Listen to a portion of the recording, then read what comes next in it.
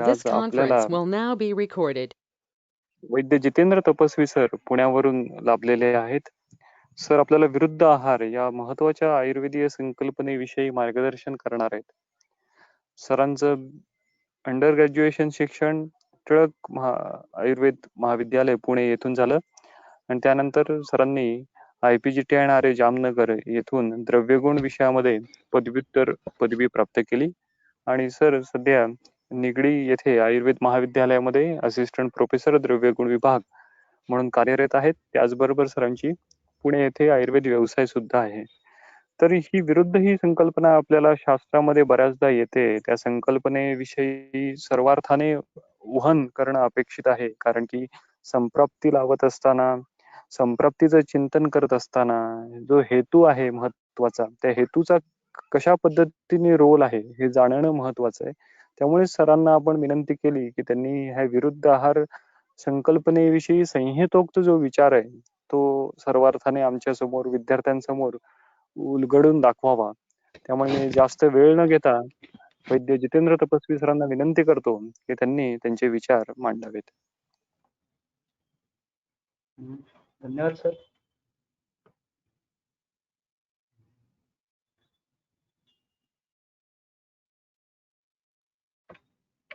योऽन्तःप्रविश्यमोवाचमिमां प्रसुप्तां सञ्जीवयत्यखिलशक्तिधरस्वधाम्ना अन्यांशास्त्रचरणश्रवणत्पदादीन् प्राणान्नमो भगवते पुरुषाय तुभ्यं. तं गुरुं हि स्वयं शक्ता प्रज्ञाभक्तिविनीतयः दीप्तिश्चापि वृताः सत्यं तं गुरुं प्रणमाम्यहम्.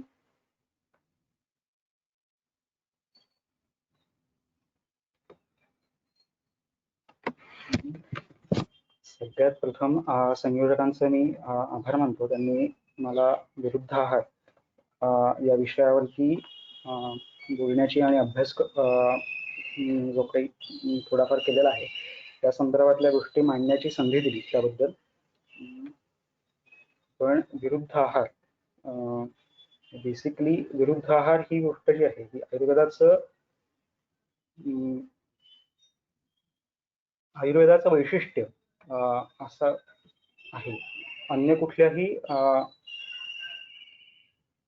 शास्त्रांमध्ये सध्याच्या प्रचलित वैद्यकांमध्ये अशा पद्धतीची संकल्पना अस्तित्वात असल्याचं माहिती नाहीये. विरुद्ध आहार ही गोष्ट काय आहे हे आपण बघूया. साधारणतः सगळ्यात प्रथम आहाराची काय प्रशस्ती केलेली आहे. सर तपस्वी सर थोडंसं साऊंड क्लॅरिटीचा इश्यू येतोय, थोडं होऊ शकते का ऍडजस्ट? ऐकू येत नाहीये? हा ऐकू येतोय पण मध्ये आधी ब्रेक होतोय आणि थोडासा बाकीचा साऊंड थोडासा मिक्स होतोय जरा. बर बर.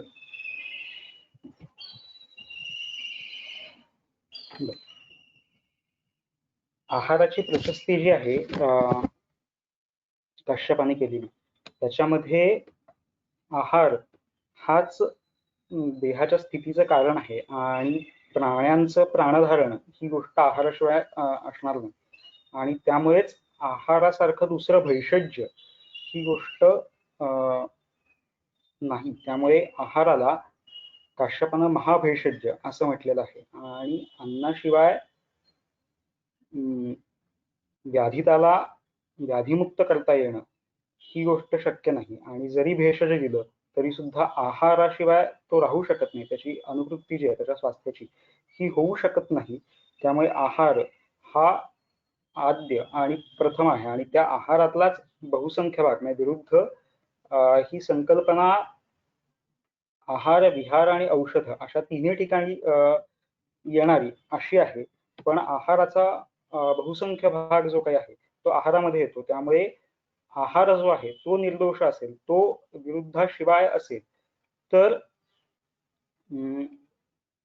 निरामयत्व राहणं ही गोष्ट जी आहे, धातुबल टिकणं, निरामयत्व राहणं आणि स्वास्थ्याचं अनुवर्तन होणं ही गोष्ट सहज शक्य आहे.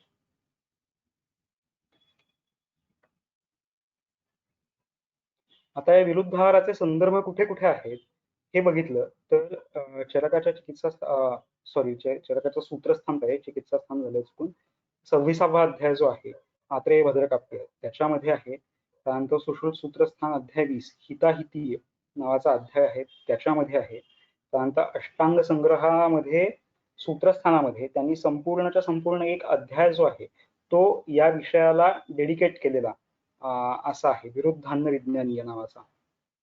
आणि वाग्भटामध्ये अष्टांग हृदयामध्ये सूत्रस्थानाच्या 7व्या अध्यायामध्ये तिथे अन्नरक्षा, अन्न जो आहे तो अख्खा वाग्भटाचा बघितला पहिले 10 अध्याय, तर सुरुवातीला हेतुस्कंध सांगितलेले आहेत सगळा. आयुर्वेदाचे विविध स्कंध आहेत, हेतू, लक्षणं आणि औषध. त्यातले पहिले 10 अध्याय जे आहेत ते सगळे हेतुस्कंधाचे आहेत.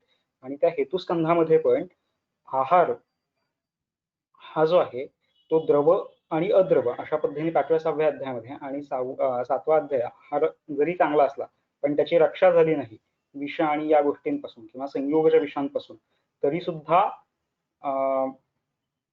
तो त्रासदायक ठरणं ही गोष्ट होते. त्यामुळे अन्नरक्षा यामध्ये विरुद्धान्नाचं वर्णन हे तिथे पाहायला मिळतं. शलकामध्ये बघितलं तर चतुष्क पद्धतीची रचना जी काय आहे ती केलेली आहे. आणि त्यातलं सगळ्यात शेवटचं चतुष्क जे आहे ते अन्नपान चतुष्क आहे.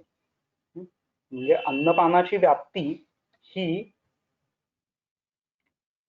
संपूर्ण आहे, संपूर्ण संहितांमध्ये. आणि त्या चतुष्कांमधल्या पण अध्यायांची रचना बघितली तर पहिला आहे तो यज्ञ पुरुषीय. नावातच यज्ञ हा पुरुष हा तज्ज हा तस्य रोग हा, ज्यातून पुरुषाची उत्पत्ती झालेली आहे त्यातूनच त्याच्या व्याधींची उत्पत्ती झालेली आहे. आणि पुरुषाचं प्राण्याचं अभिवृद्धी करण्याचं कारण, त्याच्या शरीराच्या अभिवृद्धीचं एकमेव कारण जे आहे ते हिताहार ही गोष्ट आहे. म्हणून तिथे त्यांनी म्हणलंय हिताहार उपयोग एक एव पुरुष वृद्धी करो भवती, एकच जो आहे तो पुरुषाच्या वृद्धीचं कारण आहे. पण व्याधीच्या बाबतीत मध्ये अहिताहारोपयोग हा एक एव असा शब्द तिथे वापरलेला नाहीये. हे 25व्या अध्यायामध्ये आहारातलं हितत्व आणि अहितत्व ही गोष्ट 25व्या अध्यायामध्ये जी काय आहे ती पाहायला मिळते. त्यानंतर 26वा अध्याय जो आहे आत्रेय भद्रकाप्य, याच्यामध्ये याचं जे ज्ञान आहे ते सर्वार्थानं सांगता येणं शक्य नाही, म्हणून त्याच्यामध्ये काहीतरी कॉमन गोष्ट, कॉमन फॅक्टर सांगणं याच्यासाठी म्हणून रसादी गोष्टी, रसपंचक ज्याला आपण म्हणतो व्यवहारामध्ये, या रसादी रस गुण वीर्य विपाक प्रभाव या सगळ्या गोष्टी ज्या आहेत या सांगण्यासाठी म्हणून आत्रेय भद्रकाप्य जो आहे या सगळ्या त्याच्यामध्ये सांगितलेल्या आहेत. तर त्याच्यामध्ये रस गुण वीर्य विपाक प्रभाव या सगळ्यांची वर्णन झाल्यानंतर त्यानंतर सगळ्यात शेवटी त्याच्यामध्ये येतो प्रकरण ते रसलक्षण. ती लक्षणं सांगून झाल्यानंतर एकदम विरुद्ध अशी गोष्ट येते. म्हणजे तिथे त्याचं प्रयोजन काय आहे तर आहार किंवा कुठलंही औषध जे आहे ते समजून घेण्यासाठी रस गुण वीर्य विपाक प्रभाव या सगळ्या गोष्टींची मदत होते. पण काही द्रव्य जे आहेत किंवा त्यांचे संयोग जे आहेत हे जे आहेत म्हणजे तिथे सुरुवातीला म्हणताना सुद्धा द्रव्य प्रभाव आणि गुणप्रभाव, द्रव्य प्रभावात गुणप्रभावात द्रव्य गुण प्रभावाच द्रव्य आणि कार्मुकाणी भवन्ति असं सूत्र अलीकडे येऊन जातं. आणि तो गुणप्रभाव जो आहे तो कार्यकारी राहतो, पण तो द्रव्य प्रभावाला ओलांडून त्याचं काम करू शकतो असं होत नाही. त्यामुळे द्रव्य प्रभावच किती एक्स्ट्रीम पद्धतीचा असू शकतो हे सांगण्यासाठी, याचं दिग्दर्शन करण्यासाठी म्हणून आत्रेय भद्रकाप्यातला जो विरुद्धाचा विचार आहे तो तिथे येतो असं वाटतं.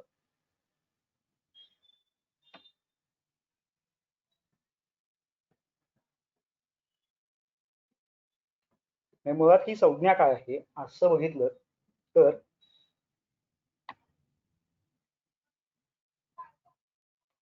पहिलंच सूत्र येतं, देहधातू प्रत्यनीक भूतानि द्रव्याणि देहधातु ही विरोधम आपद्यन्ते.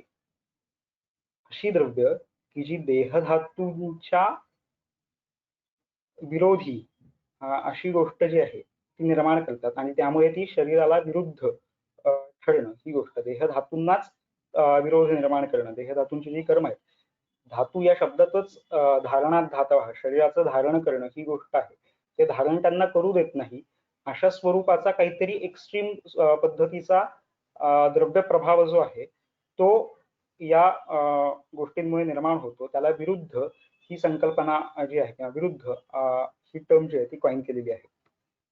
त्याच्यामध्ये बघितलं तर कसे आहेत ते परस्पर गुणविरुद्धानि कानिचित. तीच गोष्ट चक्रपाणीने सांगितली. शरीर धातून विरोधम कुर्वन्ति ती वैरोधिकाः. शरीर धातूंना धारण करण्याला, शरीराचं धारण करणं ही गोष्ट जी आहे त्यालाच विरोध करतात. अशी गोष्ट जी आहे ती विरुद्ध या कॅटेगरीच्या अंडर येणार आहे. म्हणजे हा स्पेक्ट्रम जो आहे हा खूप मोठा आहे आणि याच्यामध्ये द्रव्य असा शब्द वापरलेला आहे. म्हणजे फक्त आहार द्रव्य आहे असं नाहीये. सगळ्या पद्धतीची म्हणजे आहार द्रव्य, औषध द्रव्य हे सगळे जे आहेत याला विरुद्ध ही संकल्पना जी आहे ती लागणार आहे. त्यामुळे परस्पर गुणविरुद्धानि कांचित. ते कसे आहेत काही काही, मग त्यातले काही काही जे आहेत ते परस्पर गुणविरुद्ध अशी गोष्ट आहे. काही संयोगामुळे विरुद्ध असणं अशी गोष्ट आहे. काही संस्कारामुळे विरुद्ध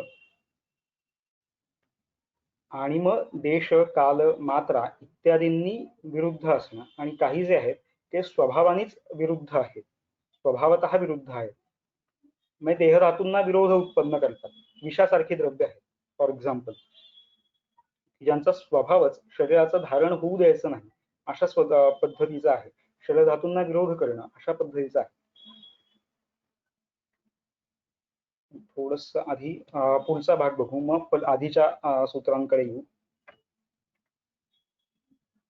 गुणविरुद्ध याच्यामध्ये कसं आहे, आता काही गुण विरुद्ध याचा अर्थ विपरीत असा आहे, पण इथे गुणविरुद्ध असं म्हणत असताना काही संयोगातले काही गुण जे आहेत ते विरुद्ध आहेत. काही जे आहेत ते एकदेश विरुद्ध आणि एकदेश सदृश गुण आणि एकदेश असदृश गुण अशा पद्धतीचे आहेत. आणि काही जे आहेत ते समान गुण अशा स्वरूपाचे आहेत. कसे आहेत बघा. क्षीर आणि कुलत्थ पूर्ण विरुद्ध गुणाचे आहे. क्षीर कसा आहे, मधुर रसात्मक आहे, मधुर विपाकी आहे, शीतवीर्याचा आहे. आणि कुलत्थ अम्ल विपाकी आहे, उष्णवीर्य आहे.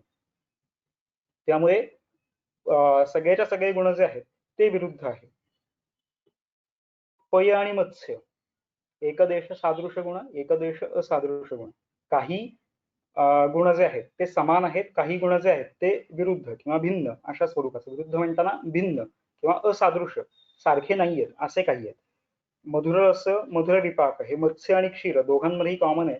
फरक कुठे आहे, पय जे आहे ते शीतवीर्य आहे आणि मत्स्य जे आहे ते उष्णवीर्य आहे. आता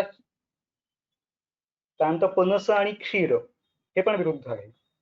दोन्ही कसे आहेत, समान गुणाचे आहेत. मधुर रस, मधुर विपाक आणि शीतवीर्य हे सगळे तिन्ही जे आहेत हे गुणविरुद्ध आहेत. पण यांचा स्वभावच अशा पद्धतीचा आहे की ते देहधातूंना विरोध करणारे आहेत. म्हणजे गुणविरुद्ध म्हटल्यानंतर फक्त गुणांमध्ये काहीतरी भिन्नता आहे असं नाहीये. त्यानंतर पुढचा भाग आहे, आपण जे मगाशी सूत्र बघितलं, परस्पर गुणविरुद्ध आणि कानिचित, संयोगतः विरुद्ध. संयोग काय आहे, बिना साहित्य मात्रेण विरुद्ध. काही न करता फक्त दोन गोष्टी एकत्र केल्यात, त्याच्यावरती कुठलेही संस्कार, कुठलीही प्रक्रिया जी काय आहे ही केलेली नाही, अशा गोष्टी ज्या आहेत त्या संस्कार विरुद्ध याच्यामध्ये येतात. तर पय आणि मत्स्य हे त्याचं नेहमीचं उदाहरण जे आहे हे जनरली दिलं जातं, पण इथे आपण ते वरती घेतलेलं आहे. तर त्याचं उत्तर जे आहे ते पय आणि मत्स्य हा जरी संयोग विरुद्ध असला तरी सुद्धा संयोग हा इटसेल्फ परादी गुणांमधलाच आहे. त्यामुळे तो गुणविरुद्धाला बाधा ठरणार आहे किंवा त्याला गुणविरुद्ध मध्ये घातलं तर काही चुकीचं आहे अशातला भाग नाहीये. अष्टांग संग्रहाने अजून एक उदाहरण त्याच्यामध्ये दिलेलं आहे, सक्तवश्च तोयांतरा. सक्तू जे काही आहेत हे तोयाशिवाय, जलाशिवाय घेणं ही गोष्ट जी आहे ती त्याने विरुद्ध ही गोष्ट सांगितलेली आहे. म्हणजे सक्तू जे आहेत हे वातल आणि रूक्ष आहेत, पण हेच जर का पीत म्हणजे त्याचं फॉर्मेशन जे आहे ते पेय या पद्धतीने वापरलं तर ते तर्पण करणं, शरीराच्या देहधातूंचं तर्पण करणं अशी गोष्ट करणार आहे. त्यामुळे ते तोयानंतर घेणं ही गोष्ट संयोग विरुद्ध या कॅटेगरीमध्ये अष्टांग संग्रहाने घातलेली आहे. त्यानंतर पुढे संस्कारतः कानिचित असं जे होतं त्याच्यामध्ये सर्षप तैलभृष्ट कपोत आणि तप्त दधी या गोष्टी ज्या आहेत, दधी तापवणं, दही ही गोष्ट, किंवा कपोत हा सर्षप तेलामध्ये भृष्ट करून घेणं, ही गोष्ट जी आहे ही संस्कार, काहीतरी प्रक्रिया केलेली आहे. देश, काल, शौच असे चरक विमान एक मध्ये आलेल्या वेगवेगळ्या गोष्टी आहेत, त्या सगळ्या याच्यामध्ये येतील. त्यातल्या काही काही देश, देशाचा विचार करताना परत दोन गोष्टी, भूमिदेश आणि देहदेश. भस्म, त्याच्यामध्ये भस्म, पांशु, परिध्वस्त अशा पद्धतीमध्ये घेतलेलं अगोचरभूत आणि उषर भूमी जी काय आहे त्यातलं वारी, हे जे आहे हे विरुद्ध, देश विरुद्ध या कॅटेगरीत मध्ये येतं. आणि देह विरुद्ध उष्णार्तस्य मधु, जो उष्ण आणि आर्त आहे त्याला जर का मधु ही गोष्ट दिली तर ते मरण आहे. अशा पद्धतीने देशविरुद्धाचा भूमिदेश आणि देहदेश दोन्ही पद्धतीने विचार करता येणं ही गोष्ट आहे. काकमाची कालविरुद्ध, ज्यामध्ये पर्युषित काकमाची, काकमाची नावाची जी शाख आहे तर पावसाळ्याच्या दरम्यान मिळते, आणि नंतर औषधांमध्ये पण बघितलं तर वृद्धयार्णवा रस जो आहे त्याला याची भावना आहे.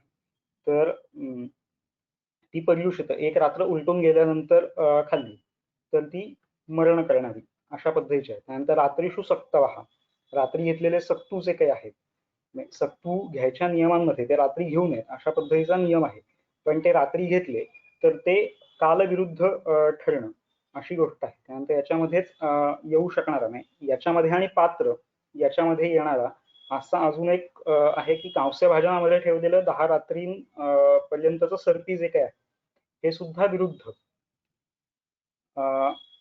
अशा पद्धतीचं सांगितलेलं आहे. याच्यामध्ये काल आणि पात्र अशा दोन्ही गोष्टी आहेत. कांस्य भाजन, कांस्य पात्र, काशाचं भांड आणि 10 रात्री. 10 रात्री जोपर्यंत होत नाही तोपर्यंत ते विरुद्ध होत नाही असं टीकाकारांचं त्यातलं म्हणणं आहे. त्यानंतर मात्रा विरुद्ध हे समभृत सर्पी, हे जे आहे हे आपलं नेहमीचं माहिती असलेलं हे, आणि स्वभावतः म्हटलं की विषासारखी द्रव्य आहेत की जी साक्षात शरीर धातूंचा कोप करणं ही गोष्ट करणार आहेत. त्याच पद्धतीने यवक, यवक हे अहिततम शुकधान्य आहे. 25व्या अध्यायामध्ये बघितलं अग्र्यसंग्रहामधलं तर अहिततमामधलं जे शुकधान्य आहे त्याच्यामध्ये यवकाचा उल्लेख आलेला आहे. त्यामुळे तो स्वभावतः अहित ही गोष्ट त्याच्यामध्ये आहे.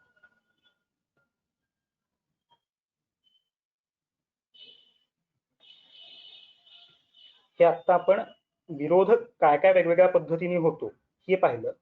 त्यानंतर सामान्यतः विरुद्धाची व्याख्या म्हणून जी केली जाते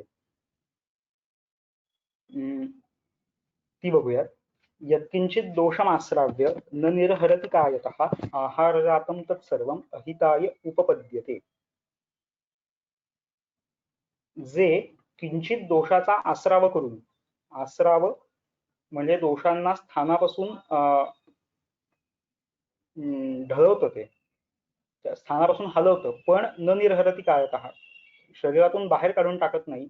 आहारजातं तत्सर्वम, असं आहारजात सगळं ही गोष्ट जी आहे ही अहितासाठी कारणीभूत ठरणारी अहिताय उपपद्यते.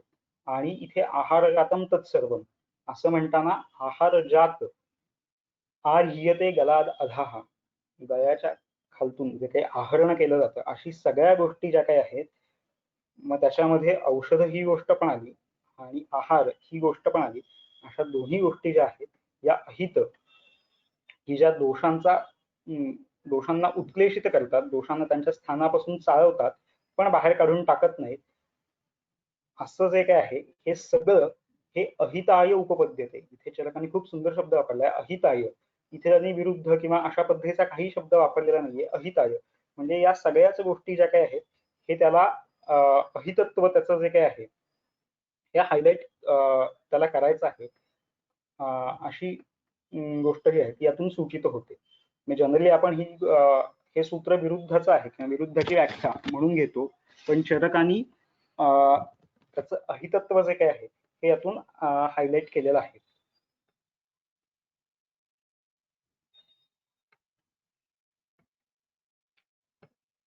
तशाच स्वरूपाचं जे सूत्र आहे हे सुश्रुतामध्ये पण येतं. यत्किंचित दोषमुत्क्लेश्य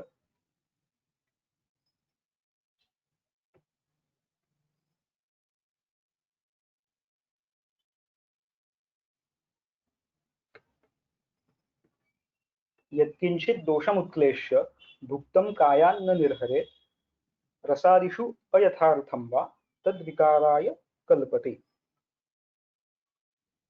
सुरुवातीची गोष्ट सारखीच वाटते. यत्किंचित दोषमुत्क्लेश्य भुक्तं कायात न निर्हरे रसादिषु अयथार्थं वा. इथे रसादिषु अयथार्थम म्हणजे ते जे आहे ते फक्त दोषकर जे आहे तेच व्याधीला कारणीभूत होते किंवा फक्त दोष उत्क्लेशित करते, त्यांना स्थानापासून चावते आणि व्याधी करते, असं आहे का? तर असं नाहीये. तर काय आहे? रसादिषु अयथार्थम वा. रसादींची जी प्रयोजनं आहेत जीवनादी, जीवनम प्रेरणम लेपहा स्नेहोधारण पूर्ण, ही धातूंची जी काही प्रयोजनं आहेत त्याच्या सुद्धा विरुद्ध करणारी आणि त्या रसादी धातूंचं दूषण करणारी रसादिषु अयथार्थम वा तद विकाराय उपलब्धता, आणि त्यातून विकार निर्माण करणारी अशी जी काही गोष्ट आहे ही गोष्ट विरुद्ध या कॅटेगरीच्या अंडर सुश्रुतांनी घेतलेली आहे.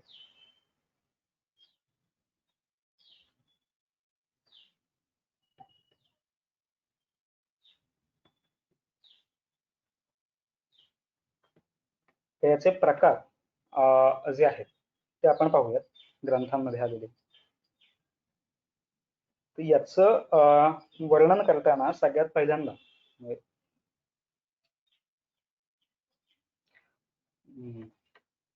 चरकाची सूत्र बघितली तर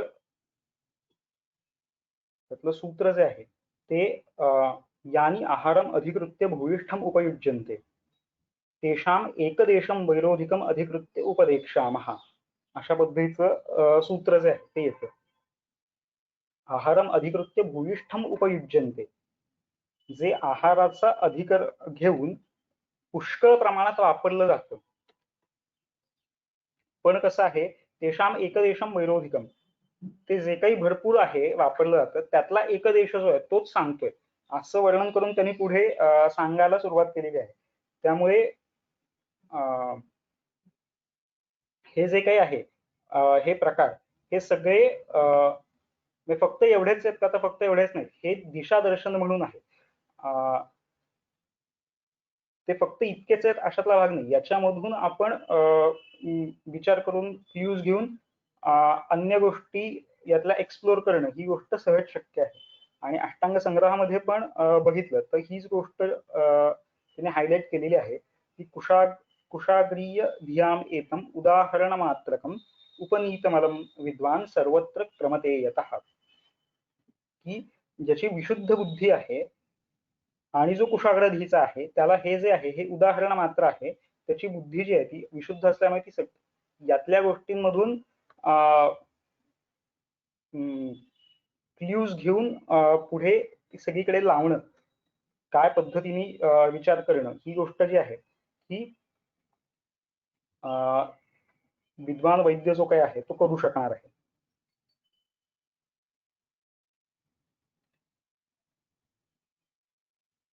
यातले काय काय आहेत हे बहुधा सगळ्यांना माहिती असलेलं सूत्र आहे. यच्चापि देश कालाग्नी मात्रा सात्म्य अनिलादिधी संस्कारतो वीर्यतिष्ठ ओष्ठावस्था क्रमैः अपि परिहार उपचाराभ्याम पाकात संयोगतोपि च विरुद्धम तच्च न हितम हृत संपद विधिविषयत. याचे 18 प्रकारचे विरुद्ध जे काय आहेत आलेले आहेत. याचा जर का कॅटेगरायझेशन करायचं म्हटलं तर द्रव्य विशिष्ट काय काय आहेत यातली विरुद्ध हे करता येईल.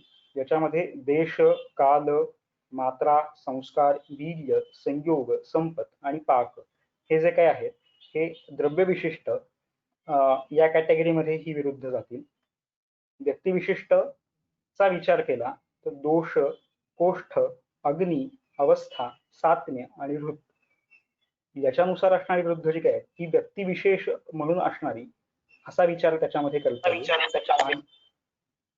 आणि पुढे उपयोग संस्था तो उपयोग नियम, असे उपयोग नियमाच्या संदर्भात असणाऱ्या ज्या गोष्टी आहेत क्रम, विधी, परिहार आणि उपचार,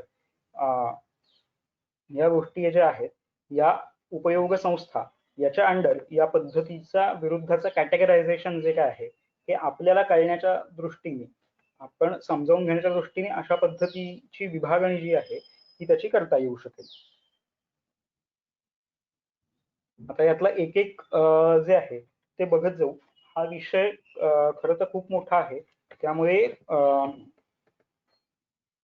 ग्रंथोक्त जी सूत्र आहेत ती फक्त समोर ठेवतो आणि आता त्याचा थोडक्यात अर्थ सांगून आत्ताच्या काळात त्याचा काय वापरला जातं आणि व्यवहारात नक्की काय विचारावं. अदरवाईज विरुद्ध असं म्हटल्यानंतर फक्त दूध फळ, दूध मासे, दूध आणि आंबट पदार्थ एवढ्या गोष्टी विचारून आपण सोडून देतो. तर तसं न करता काय काय गोष्टी ज्या आहेत या पेशंटला ची हिस्ट्री घेताना विचारल्या गेल्या पाहिजेत आणि या नक्की रूल आउट झाल्या पाहिजेत. अशा गोष्टी ज्या आहेत या आपण त्याच्यावर डिस्कस करू. आणि विरुद्ध हा विचार अशासाठी करायचा की हा जर का निग्लेक्ट झाला किंवा हा विचारला गेला नाही तर पेशंटच्या खाण्यापिण्यामध्ये असतो पण आपल्याकडून विचारला गेला नाही तर हे कशाने होत आहे हीच गोष्ट कळत नाही. आणि त्यामुळे हा थोडा पेशंटला खोदून खोदून विचारणार आहे. पेशंट ला पुष्कळ प्रश्न विचारून हे काढून घ्यावं लागतं. तो स्वतःहून सांगतो असं होत नाही. देशतः विरुद्ध काय काय आहे. वृक्ष तीक्ष्णादी धनबनी, जंगल देशामध्ये वृक्ष तीक्ष्णादींचं सेवन करणं आणि अनुपामध्ये स्निग्ध शीतादी भेषज जे आहेत यांचं सेवन करणं. देशाच्या नुसार विरुद्ध जे काय आहे ते खरं तर सेवन करायला पाहिजे. तसं न करता देशाच्या गुणाच्या समान गुणांची आहार विहार जी काय आहे ही सेवन केली गेली तर ती देशविरुद्ध ही गोष्ट होती. उदाहरण म्हणून की वृक्ष तीक्ष्ण अशा स्वरूपाचा जंगल देश आहे आणि आत्तासारखं वातावरण आहे की शरडाचं दुपारी चांगलं ऊन पडत आहे किंवा अन्य वेळी पुष्कळ ऊन पडत आहे आणि अशा वेळे मध्ये आत्ताच्या याच्यासाठीचा म्हणून आयुष काढा जो काही आहे की ज्यात सगळी उष्ण स्वरूपाची द्रव्य आहेत अशा पद्धतीचा जर का सेवन केला गेला पित्तप्रधान व्यक्तींकडून तर त्याला पुढे अर्श, सरक्त अर्श, गुदगत रक्तस्राव अशा स्वरूपाच्या गोष्टी ज्या काही आहेत या नक्की होणं ही गोष्ट होऊ शकते. त्यामुळे कुठल्या काळामध्ये काय सेवन करतोय, कुठल्या देशामध्ये असताना काय सेवन करतो आहे याचा विवेक हा नक्की ठेवायला पाहिजे. कालतः विरुद्ध विरुद्धम शीतवृक्षादी सेवनम शीते काले.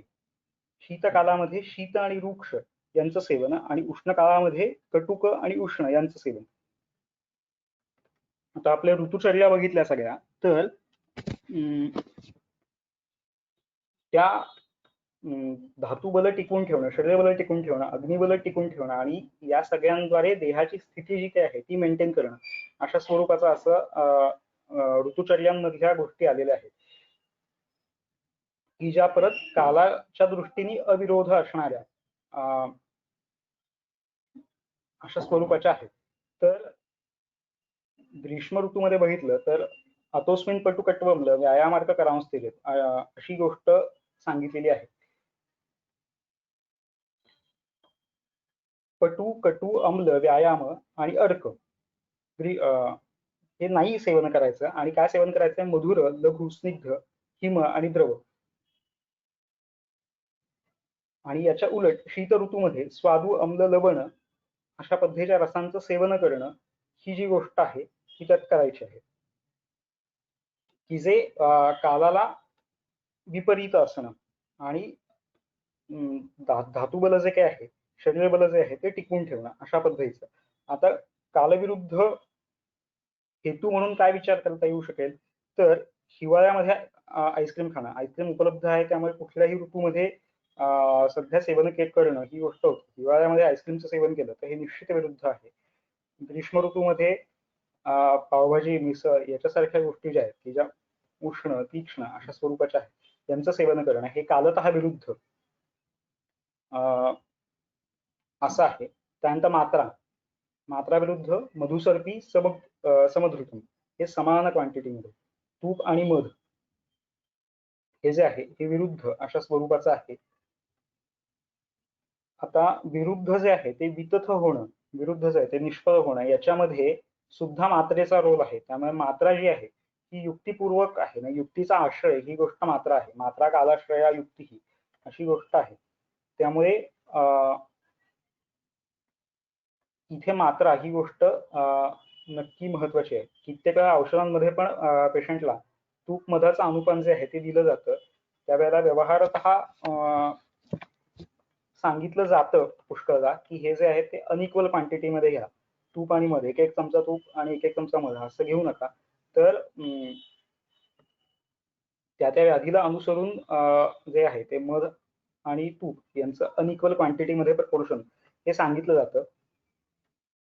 संस्कारतः विरुद्ध एरंड सीसकासक्त शिखी मांस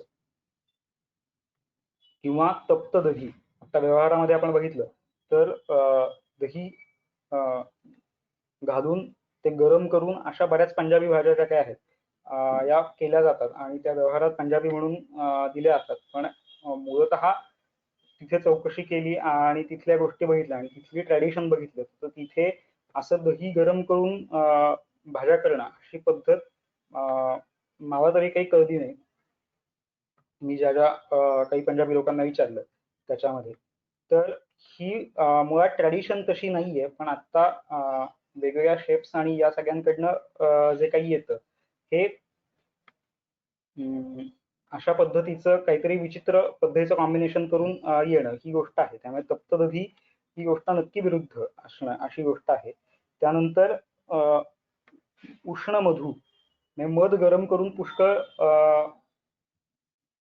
फूड मध्ये वापरला जातो किंवा तो तसा वापरतात तर तो विषीभूत होतो. हा पण त्याचा मधावर केलेला संस्कार जो आहे उष्णीकरणाचा, हा या संस्कार विरुद्धामध्ये जाणं ही गोष्ट आहे. त्यानंतर पुनरुष्णीकृतम त्यजेत अशी गोष्ट सांगितली. पुन्हा पुन्हा एखादी गोष्ट जी आहे ती गरम करणं किंवा तळलेल्या तेलात पुन्हा पुन्हा पुन्हा पुन्हा तळणं ही गोष्ट जी आहे ही पण संस्कार विरुद्ध याच्यामध्ये जाते. त्यानंतर बिस्किटांचं परत परत कुकिंग करणं ही गोष्ट, म्हणजे त्या बिस्किटांचे केक बनवणं वगैरे वगैरे अशा काही काही गोष्टी ज्या आहेत अशा केल्या जातात. तर याचं पुन्हा कुकिंग करणं ही गोष्ट जी काही आहे ही संस्कार विरुद्ध याच्यामध्ये जाणं ही गोष्ट होते.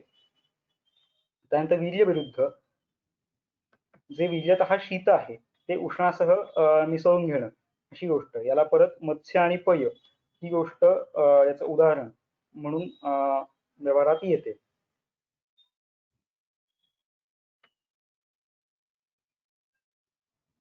त्यानंतर पाक, अपक्व, अत्यर्थपक्व किंवा दग्ध होणं अशा पद्धतीचं. कित्येक अपक्व अशा स्वरूपाचं जे काही आहे मेस आणि या सगळ्या गोष्टींमध्ये हे पटकन करता करता करता ते फारसं पक्व झालेलं नसतं. अशा गोष्टी होतात कित्येक वेळा, किंवा कित्येक वेळा अत्यर्थ पक्व होतं, दग्ध अशा गोष्टी सुद्धा होतात. मग त्याच्यामध्ये मॅनिप्युलेट करून काहीतरी करणं अशी गोष्ट केली जाते. हे सुद्धा विरुद्ध या कॅटेगरीत येतं.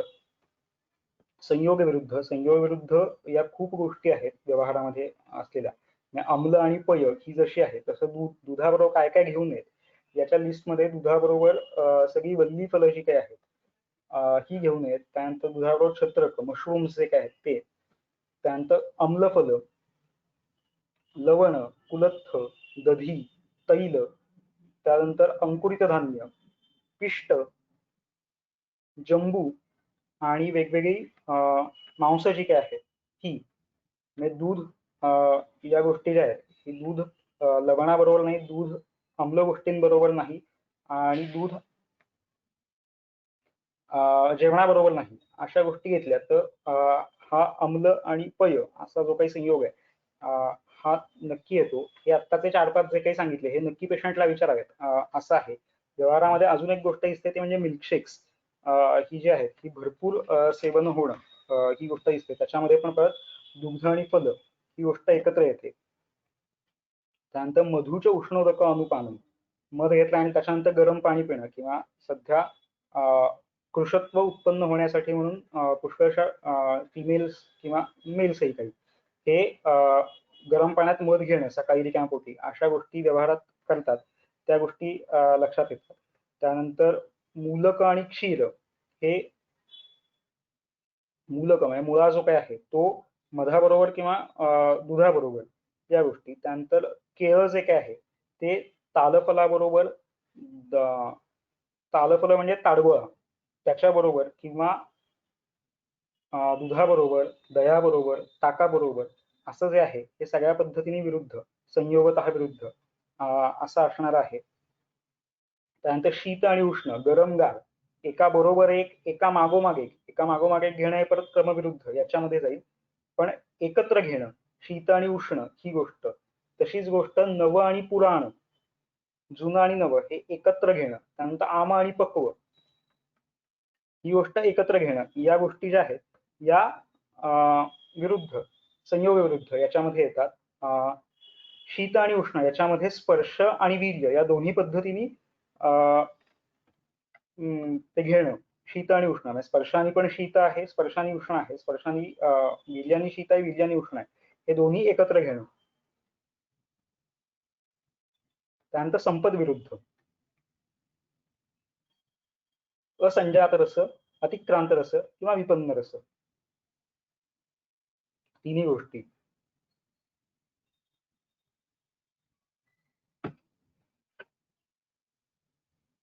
दोषविरुद्ध, समान गुण अभ्यास असणाऱ्या विरुद्ध अन्न आणि औषध क्रिया. कोष्ठविरुद्धामध्ये क्रूरकोष्ठाला दिलेलं मंदवीर्य आणि भेदन न करणारं अशा स्वरूपाचं अत्यल्प स्वरूपातलं औषध, आणि मृदुकोष्ठाला दिलेलं गुरु, भेदनीय आणि पुष्कळ औषध. त्यानंतर अग्निविरुद्ध, चतुर्विध अग्नी जो काही आहे त्या मंदाग्नी, मध्यमाग्नी, तीक्ष्णाग्नी आणि समाग्नी याला अनुसरून न केलेलं भोजन. मंदाग्नी आहे, फारशी भूक लागत नाही पण तरी सुद्धा दिवसातून 4 वेळा खाणं ही गोष्ट, किंवा अत्यंत तीक्ष्णाग्नी अशा स्वरूपाचा आहे पण थोडस काहीतरी खाल्लेलं आहे, वजन वाढतं आहे आणि म्हणून क्षुधा वेगावरोध करणं ही गोष्ट आहे, ही पुष्कळशा स्त्री रुग्णांमध्ये दिसते की नाही खूप खाल्लं तर वजन वाढतं वगैरे वगैरे. त्यामुळे क्षुद्बोध असतो, अग्नी चांगला असतो, रादर थोडा तीक्ष्णत्वाकडे झुकणारा अशा स्वरूपाचा असतो, पण काहीतरी लघु स्वरूपातलं अशन जे काय आहे हेच फक्त केलं जातं आणि त्यामुळे परत ते विरुद्ध स्वरूपाचं असं होतं.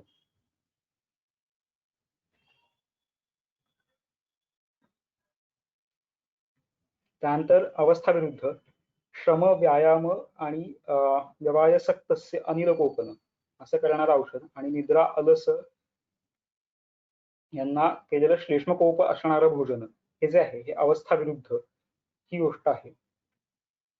त्यानंतर सात्म्य, एखादी गोष्ट सात्म्य आहे तर ती एकदम सोडणं ही गोष्ट जी आहे त्यांनी रोगकर ही अशा स्वरूपाची आहे. त्यामुळे कटुकोष्णादी सात्म्य आहे पण ते व्याधिकर होणार अशा स्वरूपाचं आहे, तर ते पादांशिक क्रमाने त्याचा त्याग करणं आणि जे हितकर आहे त्याचं सेवन करणं ही गोष्ट जी आहे ही व्हायला हवी. तशी झाली नाही तर ती विरुद्ध, कटुकोष्णादी सात्म्य आहे आणि त्यांनी एकदम स्वादुशितादींचं सेवन केलं तर ती सात्म्य विरुद्ध होणं ही गोष्ट आहे. त्यामुळे विरुद्ध जी काही आहेत ही सगळी सोडताना सुद्धा याच पादांशिक क्रमाने त्यांचा त्याग करणं ही गोष्ट करायला सांगितलेली आहे. आणि म्हणून पादांशिक क्रम हा या विरुद्धांचं वर्णन झाल्यानंतर ग्रंथामध्ये आलेला आहे. नंतर हृद विरुद्ध, अमनोरुचित, जे मनाला आवडत नाही, जे रुचित नाही अशा स्वरूपाचं जे आहे हे हृद विरुद्ध याच्यामध्ये येणार आहे. त्यानंतर क्रमविरुद्ध, क्रमविरुद्धामध्ये पण विणमूत्र या उत्सर्जन करून त्यानंतर बुभुक्षित झाल्यानंतर जेवण करणं अशी गोष्ट आहे. म्हणजे आहार सेवन काल बघितला तर प्रसृष्ट विणमूत्र, हृदी सुविमल, दोष जे आहेत ते त्यांच्या मार्गाने गेलेले आहेत. दोषेसोबत हे विशुद्धेचे उद्गारे, उद्गार शुद्धी झालेली आहे. उदराला लाघव आलेला आहे, क्षुद्बोध झालेला आहे, पिपासा जी आहे ती झालेली आहे, असा जो काही आहार सेवनाचा जो काही लक्षण आहेत, ही लक्षणं निर्माण झाल्यानंतर जेवढी भूक आहे तेवढं खाणं, ही गोष्ट जी आहे ही विधानामध्ये आलेली आहे. हे सोडून वेगळ्या पद्धतीने भूक लागलेली आहे म्हणून लगेच खाणं, ही गोष्ट. त्यानंतर मूलक आदी हरितक वर्गातली ज्या काही गोष्टी आहेत या आधी खाऊन झालेल्या आहेत आणि नंतर दुग्ध पान करणं, म्हणजे ठीक आहे बरोबर घेत नाही, पण आधी हे खातो आणि मग नंतर जेवल्यानंतर दूध पिणं, अशी गोष्ट जी आहे ही. त्यामुळे ही परत क्रमविरुद्धामध्ये जाणं ही गोष्ट होते. किंवा बरेचदा व्यवहारामध्ये स्वीट डिशेस ज्या काय आहेत या जेवण झाल्यानंतर घेणं, ही गोष्ट आहे, ही सुद्धा क्रमविरुद्धात जाणारी ही गोष्ट आहे की जेवण जे आहे हे सुरुवातीला मधुर, मध्ये आम्ललवण आणि कटुतिक्त कषाय जे आहे हे सगळ्यात शेवटी, अशा पद्धतीचा जो आहार सेवनामधला रसांचा क्रम आहे तो फॉलो न करता अशा पद्धतीने सेवन करणं, ही गोष्ट. त्यानंतर विधिविरुद्ध.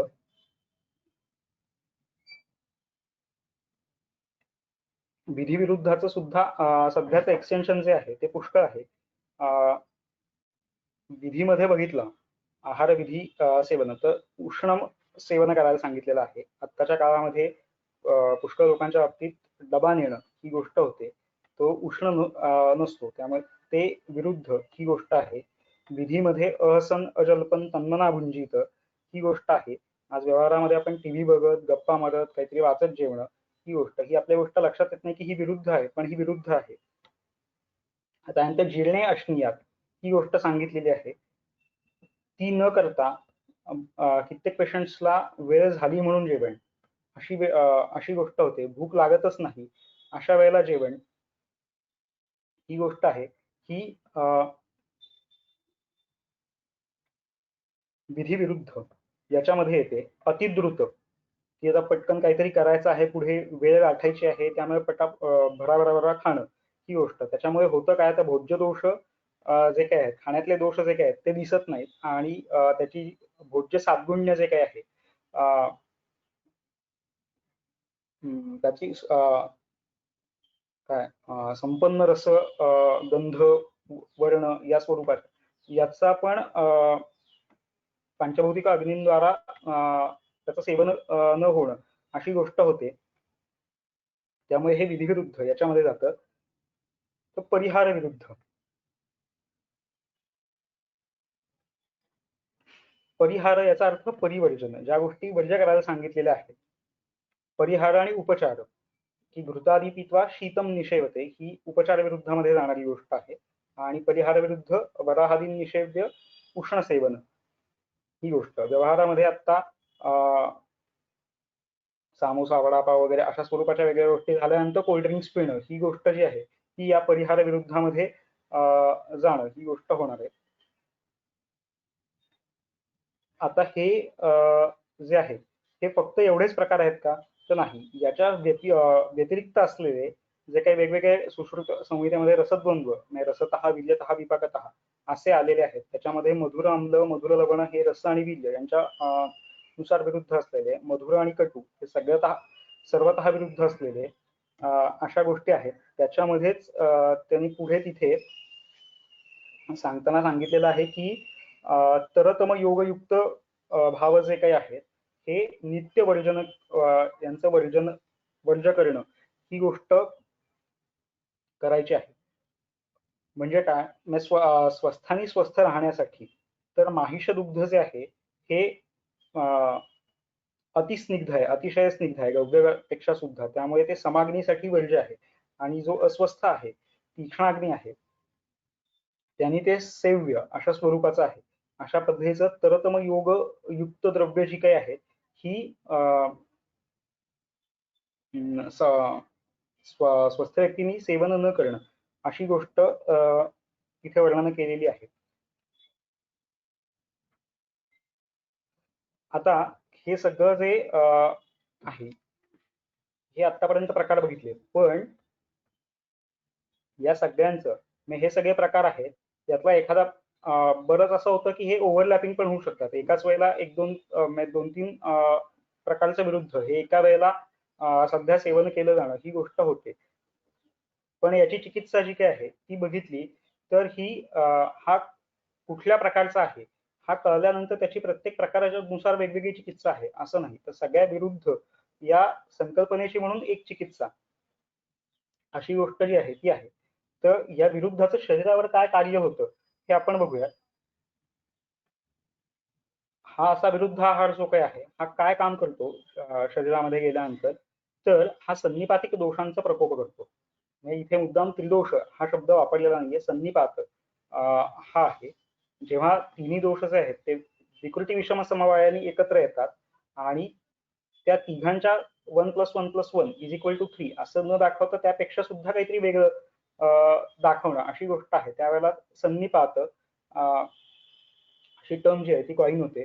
त्यावेळेला अशा पद्धतीच्या संनिपातिक दोषांचा कोप करणारा असा विरुद्ध आहार आहे. तो वेगवेगळ्या रोगांचं कारण आहे आणि प्रकर्षानं आमदृष्टी करणं असा करणारा हा विरुद्ध आहार आहे. तर तुम्ही बघितलं दृश्यांवर काय पद्धतीचं कार्य होतं, तर रसापासून ओझापर्यंत अशा सगळ्याच दृश्यांना काही ना काही प्रमाणात अफेक्ट करणार असं हा विरुद्ध ही संकल्पना आहे.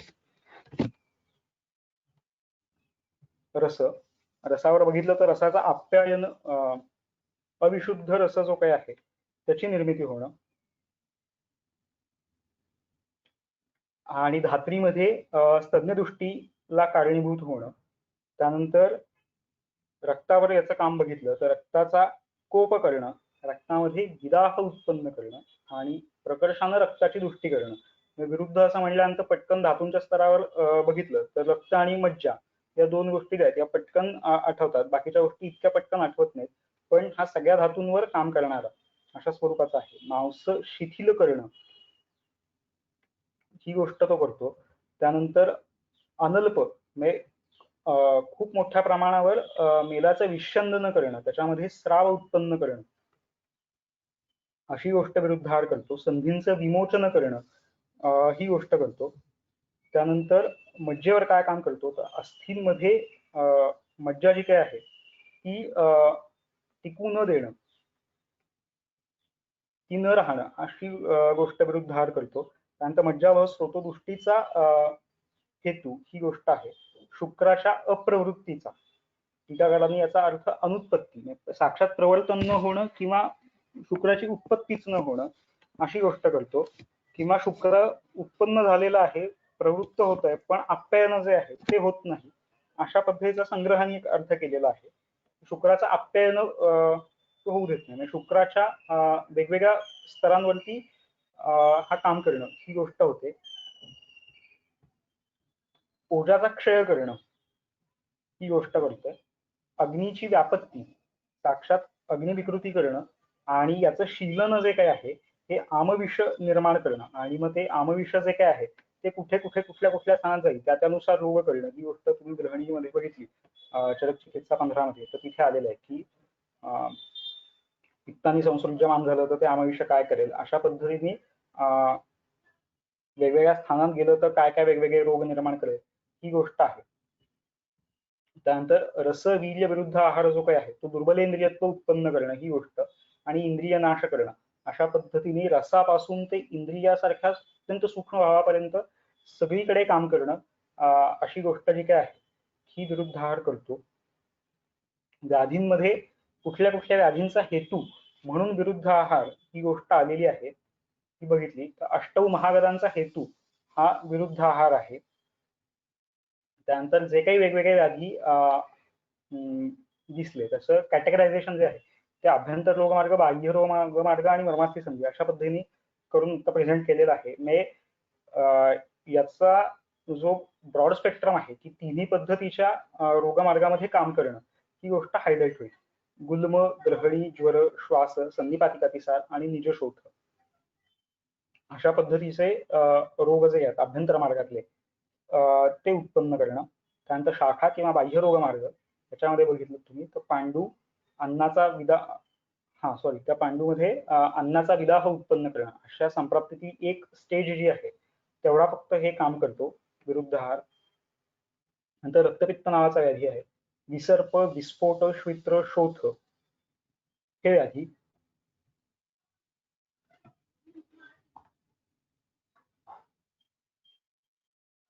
आणि पीनस, मद, मूर्छा, भगंदर आणि यक्ष्म हे सगळे मर्मास्थी संधींमधले व्याधी जे आहेत ते निर्माण करणं. आणि ध्वज ध्वजभंगकृत क्लैब्य आणि बीजोपघातजन्य क्लैब्य या दोन क्लैब्यांमध्ये बीजोपघाताचं काम करणं ही गोष्ट जी काय आहे ती विरुद्ध आहार करतो.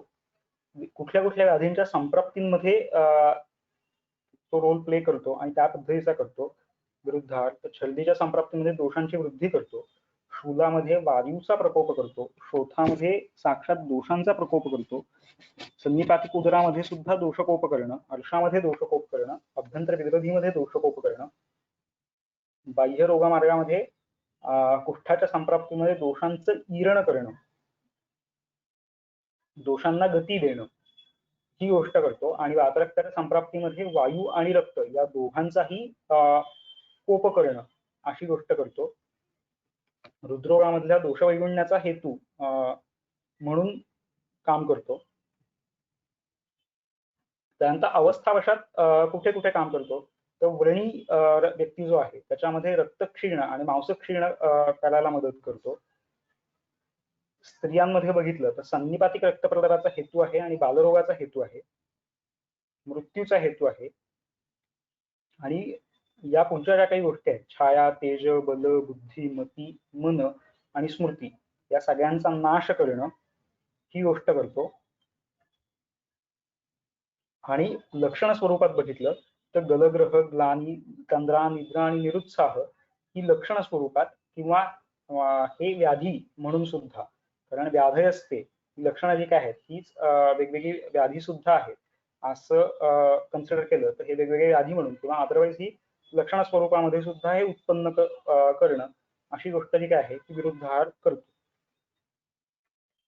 मग आता विरुद्ध आहार जे काय आहे हे वितथ किंवा विरुद्ध आहार सेवन केला तरी यातलं काहीही होत नाही अशा पद्धतीचं त्यातले एक्सक्युजेस, त्याचे अपवाद कोण कोण आहेत तर सात्म्यतः अल्पतया वापी नित्याग्नेस्तरुण असते स्निग्ध व्यायाम बलिना विरुद्धम वितथम भवेत.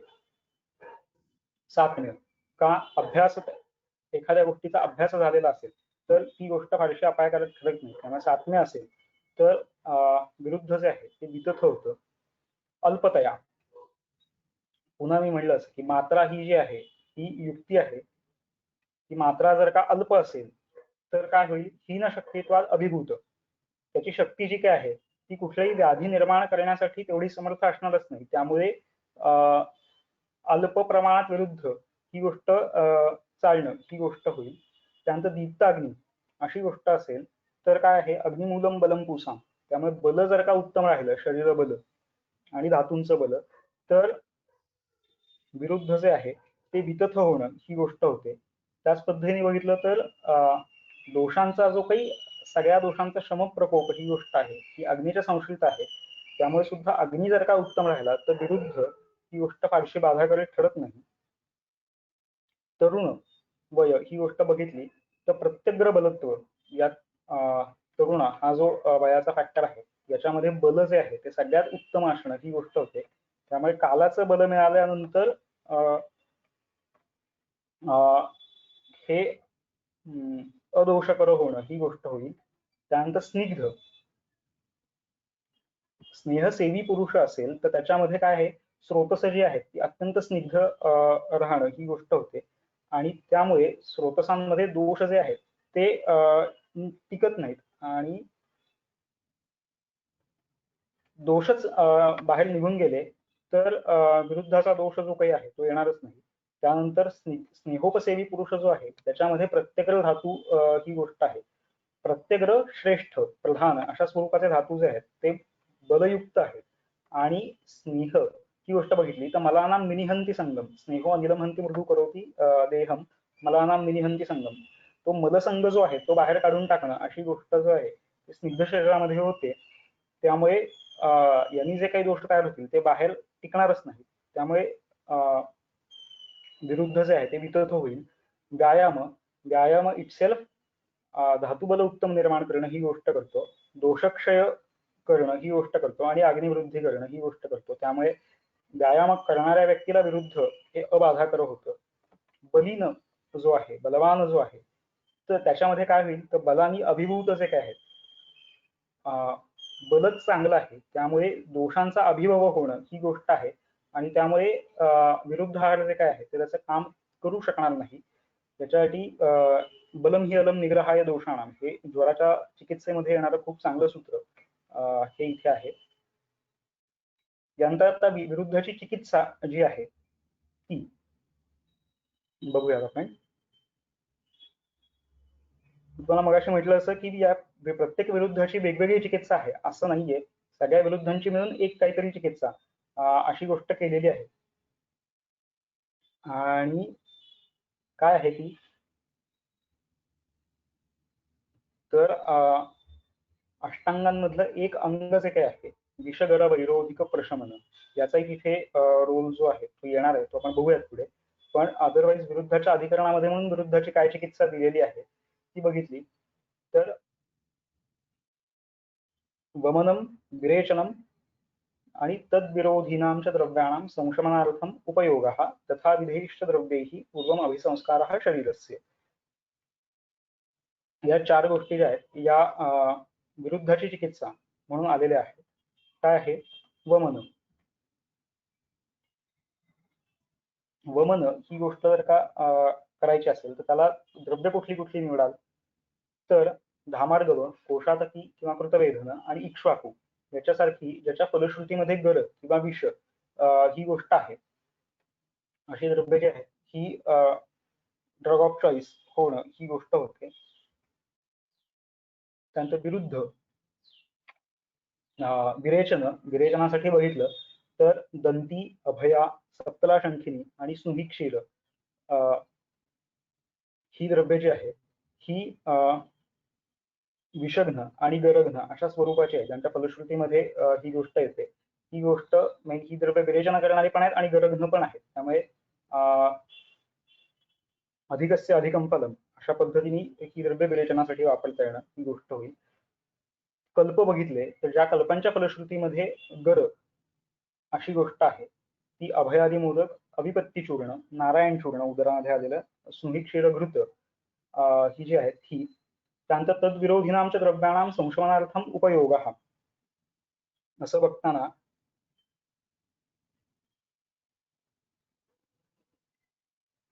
तत्तद व्याधिहर द्रव्य, त्या व्याधींच्या शमनासाठी म्हणून जी काही चिकित्सा सांगितली आहे ती चिकित्सा करणं ही गोष्ट, आणि तथा विधेयश्च द्रव्ये ही पूर्वम अभिसंस्कार ही गोष्ट. याच्यामध्ये विरुद्ध आहार सेवनाने जे काही व्याधी होतात त्याच्या व्याधीच्या विरुद्ध अशा द्रव्यांचा उपयोग. त्यानंतर रसायन प्रयोग, अनागता बाधक चिकित्सा म्हणजे जी बाधा अजून आलेलीच नाहीये अशा रोगाची चिकित्सा म्हणून रसायनांचा प्रयोग, आणि त्याच्यामध्ये सुद्धा महाप्रभाव रसायनादी सेवन न भवंती एवं भूता व्याधय अशी गोष्ट. त्यानंतर म्हणलं जसं की विरुद्ध आहार जो काही आहे तो विषगरोपम अशी गोष्ट आहे, विषवत सद्योनाशन करणारा. कारण यातले काही आपण बघितले मागे जे काही आपण व्याधी बघितले होते त्याच्यामध्ये काही जे आहेत ते सद्योनाशक आहेत आणि काही जे आहेत ते गराप्रमाणे, गर हे कृत्रिम विष जे आहे त्यातलं संयोगाने निर्माण होणारं जे संयोगज विष आहे त्याला गर ही गोष्ट आहे. त्याप्रमाणे कालांतर नाशकत्व आणि रोगजनकत्व अशी गोष्ट गराच्या बाबतीत येते. त्यानंतर अष्टांगामधलं एक अंग जे काय आहे विषगर वैरोधिक प्रशमन, याच्यामध्ये वैरोधिक विरुद्ध सेवनानी झालेले जे काही व्याधी आहेत याच्यासाठी म्हणून विषगर वैरोधिक प्रशमन ही गोष्ट वापरलेली आहे.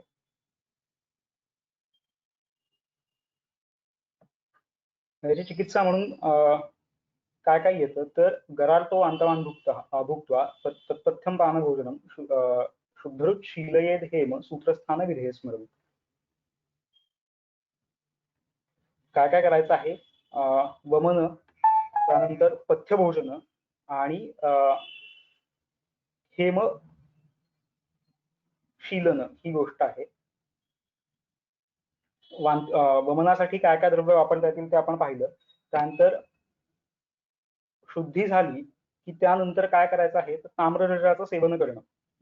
ताम्र सेवन करणं ही गोष्ट आहे ती कधीपर्यंत करायची, मधाबरोबर दूध विशोधन. आता सक्षौद्र जे आहे ते क्षौद्र जे आहे ते सुद्धा विषघ्न ही गोष्ट आहे. आणि हृदविशुद्धी होईपर्यंत, हृदविशुद्धी चा अर्थ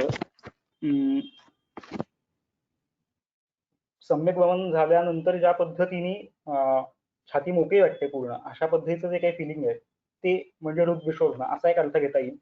किंवा दुसरा अर्थ जे आहे ते स्थान सामिप्यामुळे आमाशय शुद्धी होणं पूर्ण, आणि तोपर्यंत ताम्र वापरणं आणि त्यानंतर हेम सुवर्ण वापरणं ही गोष्ट जी आहे ही गोष्ट तिथे विरुद्ध गरविषाच्या चिकित्सेमध्ये आलेली आहे. ही तशीच्या तशी उचलून इथे वापरता येणं ही गोष्ट करता येऊ शकेल. त्यानंतर गराच्या चिकित्सेमध्ये आलेलं शर्करा क्षौद्र संयुक्त चूर्ण हा ताप्य सुवर्ण योगो देह प्रशमयत्युग्रम सर्वम योगकृतम विषम. ताप्य आणि सुवर्ण हे तूप आणि मधु शर्करा या दोन द्रव्यांबरोबर घेणं लेहन या स्वरूपामध्ये, हे सर्वम योगकृतम विषम, सगळ्या पद्धतीने जो काही संयोगांनी, जे काही वेगवेगळ्या संयोगांनी ज्या काही विषांची निर्मिती होईल त्या सगळ्या पद्धतींमध्ये हे उपयोगी पडणं अशी गोष्ट होणं, याच्यासाठी म्हणून याचा उपयोग करता येईल. याचा व्यवहारामध्ये पुष्कळ उपयोग जो काही आहे तो होताना पाहिलेला आहे.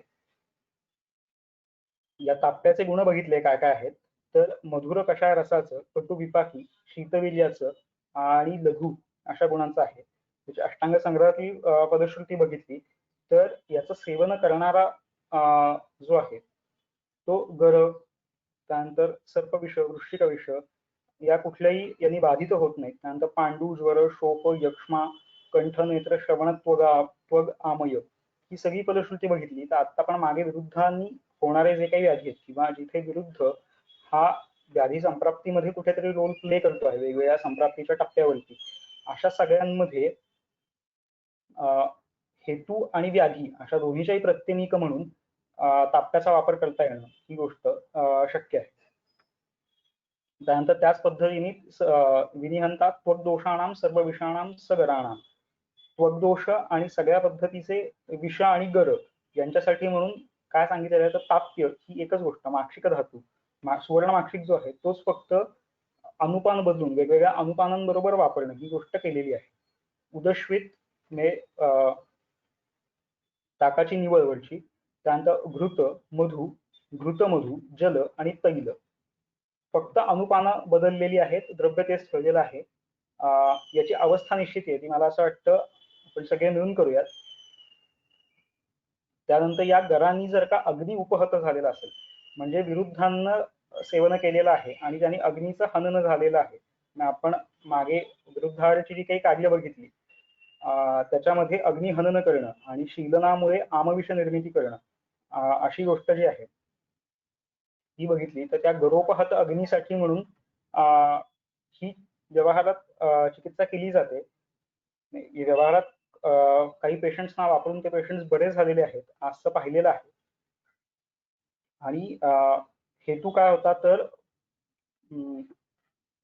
आधुनिक औषधं काही वापरलेली होती आणि ती वापरल्यानंतर भूक न लागणं एवढीच गोष्ट होती. त्यामुळे तिथे आधुनिक औषधं ही गर आणि दूषी विष असा विचार करून तिथे हा योग जो काही आहे तो वापरलेला पाहिलेला आहे. आणि त्यानंतर 8 दिवसात पेशंटला चांगली कडकडून भूक लागणं अशी गोष्ट व्हायला सुरुवात झाली. मुरवा, अमृता, नत, कणा, पटोली, चौव्य, चित्रक, वशा, मुस्ताविडंग हे तक्र, कोष्णांबू आणि मस्तू आणि पिबेद रसेन चांबलेन गरोपहत पावक ही गोष्ट आलेली आहे. त्यानंतर अन्य उपद्रव बघितले तर तृष्णा, रुजा, श्वास, कास, हिद्मा आणि ज्वर हे जे काही आहेत त्याच्यासाठी म्हणून पारावत, आमिष, शटी, पुष्कराभ, श्रुतम हिमम याचा हिम करून देणं ही गोष्ट आहे. किंवा वायसी भ्रष्टाज्य त्रिफलारस, आज्य आणि त्रिफलारस याच्यामध्ये भ्रष्ट केलेली वायसी, वायसी याचा अर्थ काकोदुंबर असा आहे. इंदू नावाचा जो टीकाकार आहे त्यांनी तो तसा अर्थ घेतलेला आहे. त्यानंतर भारंगी आणि नागर यांचा काढा तो थंड झाल्यानंतर त्यात मध घालून घेणं ही गोष्ट सुद्धा गर तृष्णा रुजा कास श्वास हिद्मा ज्वरापह हीच फलश्रुती जी आहे ही याची पण आहे. त्यानंतर गरोपहत त्वचा म्हणजे अशा पद्धतीच्या कुष्ठांना याच्यामध्ये विरुद्ध आहार हीच हा हेतू आहे आणि त्यामुळे पुढे कुष्ठ निर्मिती अशी झालेली आहे. तर त्याच्यामध्ये गरोपहत त्वचा विरुद्धाचा असा विचार करून ही पुढची लेपाची गोष्ट जी काय आहे, हरेणू चंदन श्यामा नलद हे जे आहेत ते लक्षण प्रेषित करून त्याचा लेप करणं ही गोष्ट करता येणं शक्य आहे. ज्यामध्ये हरेणू म्हणजे निर्गुंडी बीज, चंदन, श्यामा म्हणजे त्रिवृत आणि नलद म्हणजे जटा मांसी. यातली पुष्कळशी द्रव्य बघितली तर ही विषघ्न महाकषायात पण आहेत आणि काही जी आहेत ही पुष्ठग्न महाकषा म्हणजे नलद जी आहे, मांसी जी आहे ती पुष्ठग्न आणि कंडुग्न अशा काही महाकषांमध्ये पण आलेली अशी आहे. त्यामुळे गराने उपहत त्वचा झालेली असेल त्यामुळे तर हेतू आणि व्याधी अशा दोन्ही प्रत्यनिक द्रव्यांची निवड करणं किंवा साक्षात ही गोष्ट वापरणं अशी गोष्ट शक्य आहे. त्यानंतर गरज क्षपित ओज अशी अवस्था असताना मंजिष्ठा किणी ही निंब रजनी अश्वत्थ चंदन याचं प्रघर्षण किंवा उद्वर्तन करणं ही गोष्ट आलेली आहे. आपण गराची जी कार्य पाहिली होती त्याच्यामध्ये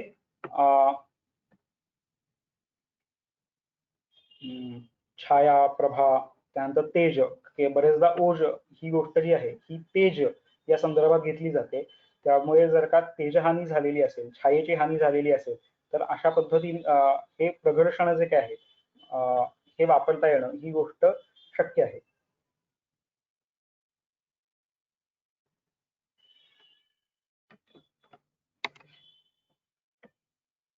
त्यानंतर यक्षणामध्ये पण सगळी शोधनं झाल्यानंतर जी काही वेगवेगळी उद्वर्तनं, लेप ही गोष्ट आलेली आहे की जी कांती वर्धन करणारी आणि अलोक्षमी घेणं अशा कॅटेगरीतली आहेत. तशाच पद्धतीने गरांनी उपहत झालेलं किंवा वृद्धांनी उपहत झालेलं जर का ओज असेल, ओजक्षय आपण पाहिलं होतं, किंवा तेज, कांती ही गोष्ट कमी झालेली असेल तर तिथे सुद्धा याचा वापर करता येणं ही गोष्ट शक्य आहे. त्यानंतर वृष निंब पटोल पटोलीनाम क्वाथेन विपचेदृतम अभया गर्भिणम श्रेष्ठम तद्गरस्य निबर्हणम ही गोष्ट आहे. म्हणजे वृषनिंब पटोली यांचा काढा आणि अभयाचा कल्क आणि घृत वापरणं एवढीच गोष्ट आहे. करायला खूप सोपं असा असणारा कल्प आहे पण व्यवहारात फारसा वापरला न जाणारा किंवा फारसा प्रचलित नसणारा असा आहे. तर तो या निमित्ताने जरूर वापरला जावा, त्याच्यावर जरूर विचार व्हावा असं वाटतंय. गराचे जे काही वेगवेगळे आपण कार्य बघितले त्याच्यामध्ये मन, बुद्धी यांचा नाश अशी गोष्ट पाहिलेली होती. तर तिथे हा वापरता येईल. कारण अभया जी काही आहे ही इंद्रियाणाम प्रसादिनी अशा स्वरूपाची अशी आहे आणि सिद्ध घृत ही कल्पना आहे. त्यामुळे घृत हे सुद्धा तिथे जाणं आणि त्यांचं प्रसादन करणं आणि बुद्धिवर्धन करणं, मेधावर्धन करणं अशा गोष्टींनी तिथे वापरता येणं अशी गोष्ट होईल. त्यानंतर विरुद्धांना हा हेतू आहे आणि त्यानंतर कफक्षीण झालेला आहे आणि वातपित्तोत्तर अशी अवस्था आहे आणि दोष परिपक्व आहे अशा अवस्थेमध्ये सुद्धा हेतू प्रत्यनिक म्हणून याचा वापर करता येणं ही गोष्ट सहज शक्य आहे. त्यानंतर याच्यामध्ये पथ्य ही गोष्ट काय आहे तर क्षीरसर्पी ही गोष्ट पथ्य आहे. हे माझं पूर्ण काढून झालेलं नाहीये पण असा विचार नक्की करता येईल की आहार वर्गानुसार पथ्यापथ्य काय देता येऊ शकेल. तर शाकामध्ये कालशाक जी आहे ही देता येऊ शकेल. फलामध्ये प्राचीन आमलक ही गोष्ट देता येऊ शकेल. गोरस वर्गामध्ये घृत ही गोष्ट नक्की देता येऊ शकेल आणि कृतान्न वर्गामध्ये अशा पद्धतीने तयार केलेला जो ओदन आहे की तांदूळ व्यवस्थित भाजलेत, नंतर धुवून घेतलेले आहेत, नंतर त्याची जो मंड आहे तो काढलेला आहे आणि व्यवस्थित स्विन्न झालेला जो आहे तो गरम असताना केलेला भात जो आहे हा गरेशु शस्त अशा पद्धतीने देता येणं ही गोष्ट शक्य आहे. त्यानंतर कुठली वेगवेगळी द्रव्य वापरता येईल याची काही लिस्ट जी आहे ती फक्त इथे तुमच्या समोर ठेवतोय. या प्रत्येक द्रव्यावरती आणि त्याच्या अवस्थेवरती नक्की विचार करता येईल असं आहे. त्यानंतर गर ही फलश्रुती असणारे कल्प, कुठले वेगवेगळे कल्प वापरता येतील, कारण एवढे सगळे व्याधी आहेत, त्यामुळे ते व्याधी निर्माण झाल्यानंतर गर ही फलश्रुती ज्या मध्ये आहे असे काही कल्प जर का निवडले तर ते हेतू आणि व्याधी असे उभय प्रत्येनी काम करणं ही गोष्ट होईल. पहिलं एक आहे अभयारिष्ट, जे अर्षाच्या अधिकरणात आलेले आहे. आता हा अभयारिष्टाचा पाठ जो आहे हा वाग्भटातला जो आहे त्याच्यामध्ये गर असं फलश्रुतीत आलेलं आहे. चलकाच्या पाठामध्ये गर ही फलश्रुती आलेली नाहीये.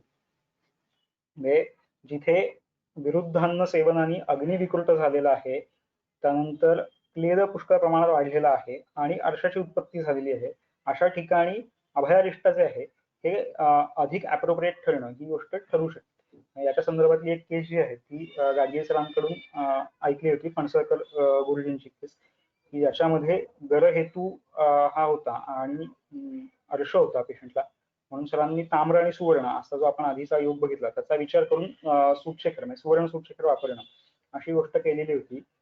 आणि नंतर पेशंट बरा होणं अशी गोष्ट झाली. तर तिथे कदाचित अभयारिष्ट ही गोष्ट जी आहे ही गोष्ट अधिक यौगिक ठरणं ही गोष्ट झाली असती कदाचित. त्यानंतर कौटकादी शिलाजतू किंवा शिलाजतू वटक या नावाने आलेला जो आहे त्याच्यामध्ये साक्षात गर ही फलश्रुती आहे पांडू अधिकरणात आलेला, आणि त्याच्या फलश्रुती जी काही आहे म्हणजे अनुपानं जी आहेत वेगवेगळी, सॉरी फलश्रुती नाही, अनुपानं जी आहेत ती सुद्धा खूप वेगवेगळ्या पद्धतीची अनुपानं आहेत. त्यामुळे अनुपानांमध्ये बदल करून त्वंग मांसगत दोष आहे, त्यानंतर रक्त मांस शुक्र याच्यावर काम करणं अशी गोष्ट अपेक्षित आहे. तर त्या ठिकाणी कौटकादी शिलाजित वापरणं ही गोष्ट यौगिक ठरू शकेल. ताप्यादी लोह जो आहे आपण आत्ता पण बघितला असं ताप्य आणि सुवर्ण यांचा, तेव्हा ताप्य जर का साक्षात माक्षिक भस्म वापरता नाही आलं तर ताप्यादी लोह ही गोष्ट जी आहे ही वापरता येणं. त्यात फलश्रुतीत साक्षात गरज नाहीये पण विषाचा उल्लेख आहे. तर दशमूल हरितकी शोथातली जी आहे ती वापरता येणं. त्यानंतर तिक्तक आणि महातिक्तक घृत कुष्ठातलं जे आहे, कुष्ठामध्ये जे वारंवार वमन विरेचन म्हणजे शोधनं करायची आहेत त्याच्यामध्ये स्नेहपूर्व म्हणजे शोधनपूर्व स्नेहपानासाठी म्हणून ही घृत जी आहे ही विरुद्धांना हा हेतू असताना निवडता येते. नंतर कल्याणक आणि महाकल्याणक घृत जे उन्माद अधिकरणात आलेलं आहे त्याच्यामध्ये वाग्भटानीच्या फलश्रुतीमध्ये गर ही गोष्ट आलेली आहे, ही वापरता येणं ही गोष्ट शक्य आहे. त्याच्या संदर्भातला एक पेशंट माझ्या सर्वांकडे पाहिलेला होता, माझा अनुभव नाहीये. पेशंटला अजूस्पर्मिया होता आणि तंबाखू आणि मद्य अशा पद्धतीचे हेतू सेवन जे काय होतं हे होतं, तर त्याला शोधन पूर्व स्नेहपान याच्यासाठी म्हणून कल्याण महाकल्याणक जे आहे ते वापरलेलं होतं. आणि त्यानंतर एला एसटी याच्यासारख्या विषग्न द्रव्यांनी वमन दिलेलं होतं आणि नंतर विरेचन दिलं होतं. त्यानंतर स्पर्म काउंट जो आहे तो पुष्कळ वाढला होता. पुढे बस्ती वगैरे प्लॅन केले होते पण त्याच्या आधीच ही गोष्ट झालेली होती. अशी एक गोष्ट फक्त मी केस म्हणून हे कसे वापरता येतील आणि कसे व्यवहारात वापरले जातात हे फक्त नमूद करून ठेवलं.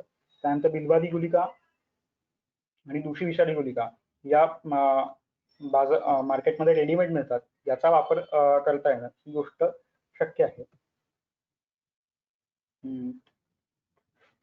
तर असा वेगवेगळ्या पद्धतीने विरुद्धाचा जो विचार आहे हा संकल्पनेपासून चिकित्सेपर्यंत अशा पद्धतीने करता येतो. आता मी हे जे काही बोललो हे सगळं जे काही आहे यातलं बरोबर जे काही आहे आणि जे काही यौगिक राहील असं जे काही बोलणं आहे हे सगळं गुरुजनांनी दिलेलं आहे. आणि यातल्या ज्या काही चुकीच्या गोष्टी आहेत या सगळ्या ज्या आहेत त्या माझ्या आहेत. माझं अजून इतकं ज्ञान नाहीये की तेवढं शीलन करू शकेन. थँक्यू. संयोजकांना धन्यवाद. थँक्यू.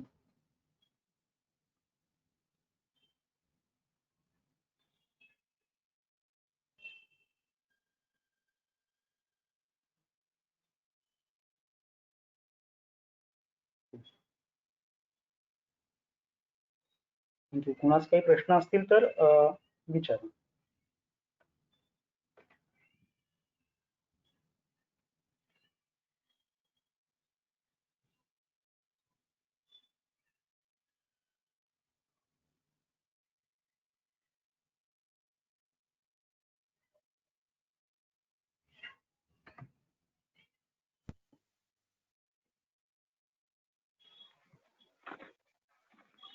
हॅलो.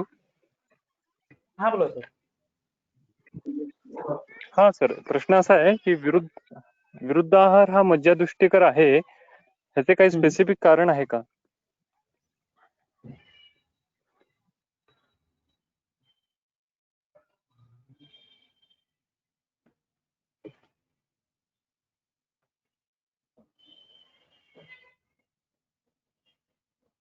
सर ऐकू आलं का प्रश्न? हो, प्रश्न ऐकू आला. हा हा.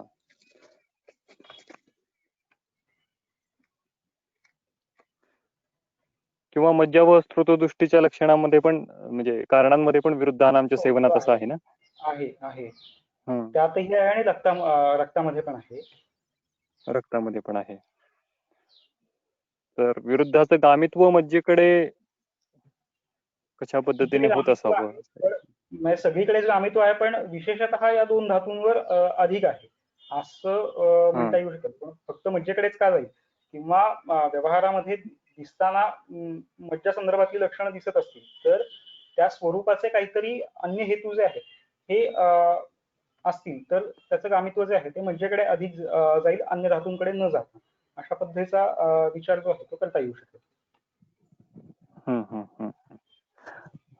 पंचामृत जे सध्या प्रचलित आहे, तर ते विरुद्धाच्या संकल्पनेतून कसं पाहता येईल?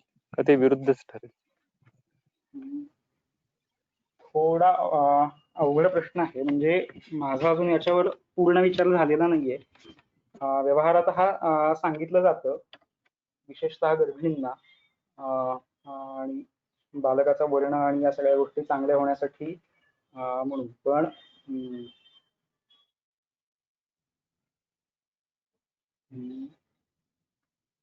ही मुळात जी द्रव्य आली ही पाच ही अभिषेकासाठी म्हणून आलेली, म्हणजे स्नानासाठी, धर्मकार्यामध्ये पूजेमध्ये स्नान घालण्यासाठी म्हणून आलेली अशा स्वरूपाची अशी सांगितलेली आहे. आणि तिथे त्या पाचांचा वेगवेगळा उपयोग हा सांगितलेला आहे. ते एकत्र करून वापरणं अशी गोष्ट तिथे नाहीये प्रचलित. हं, हं, हं. आपल्याकडे पण बघितल्यानंतर कफप्रधान अवस्था असेल तर नक्की वापरू नये असं आहे. हं, हं, हं. बरोबर आहे. ठीक. सर्व फळे दुधाबरोबर खाण्यास निषिद्ध सांगितलेली आहेत, तरी पण स्पेसिफिसिटी असं कोणतं फळ रिकमेंड करता येऊ शकतं दुधासोबत, का सर्व फळे निषिद्ध आहे, असा एक प्रश्न आहे. आम्र सोडला तर बाकी सगळी फळं, आम्र म्हणताना पक्व आम्र ही गोष्ट आहे. आणि तो म्हणजे अन्य कुठली कार्बाईड वगैरे असे न वापरता झाडावर व्यवस्थित पिकलेला जो आहे तो असा जो आहे तो फक्त चालू शकणं, म्हणजे तो क्षीरमित्र आहे त्यामुळे तो चालू शकणं हं, अशी हं, हं. गोष्ट आहे. पण अदरवाईज बाकी सर्व फळं जी आहेत ही वर्ज्य, म्हणजे विशेषतः दूध केळ ही गोष्ट पुष्कळ वेळा व्यवहारात केली जाते, तर ती नक्की टाळावी असं आहे. एक व्यावहारिक प्रश्न आहे की लहान मुले भाज्या वगैरे खात नाहीत, तर त्यांना त्यासाठी फोर्स केला जातो पालकांकडून, तर ते पण विरुद्ध ठरेल का मग बालकांसाठी?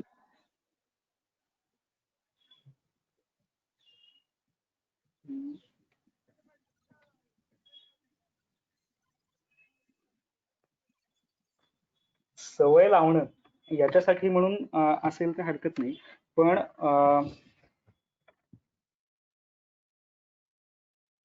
देहधातू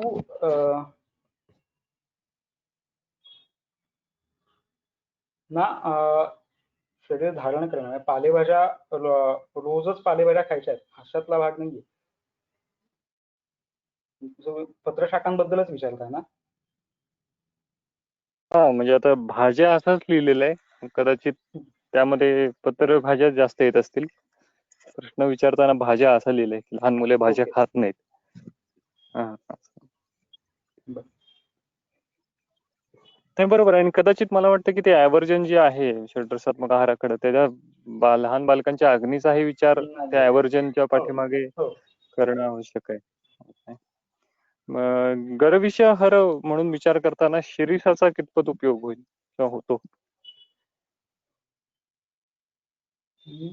होईल ना. शिरीष हा विषघ्न आहे. गरविषाच्या योगांमध्ये फारसा पाहिलेला नाहीये संयोग विषामध्ये, पण विषग्न म्हणून नक्की उपयोग होऊ शकेल.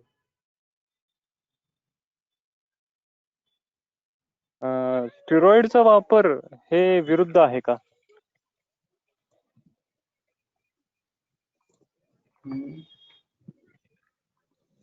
कृत्रिम विष म्हणजे संयोगज आहे किंवा दूषी विष की जे अन्य विषग्न औषधांनी किंवा हत झालेला आहे किंवा स्वभावतः दीर्घकाल अवस्थित राहून मग काहीतरी लक्षण निर्माण करणं अशी गोष्ट आहे. तर गर आणि दूषी विष अशा दोन्ही प्रकरणांमध्ये दोन्ही प्रकरणांच्या दृष्टीने त्याचा विचार जो आहे तो करता येऊ शकेल स्टिरॉइड या गोष्टींचा किंवा रुग्ण जर सगळ्याच वेगवेगळ्या औषधांचा. रुग्ण जर व्यायाम करत असेल, रोजचा जिम एक्सरसाइज आणि बाकीच्या गोष्टी असं करत असेल तर विरुद्धम विततम भवेत, तर त्याचा हेतू विरुद्ध हा कार्यकारी ठरणार नाही, असा एक प्रश्न. म्हणजे असं प्रश्न नाही विचारला त्यांनी, माहिती स्वरूपाचं दिले कदाचित. याविषयी आपलं मत असं म्हणतंय.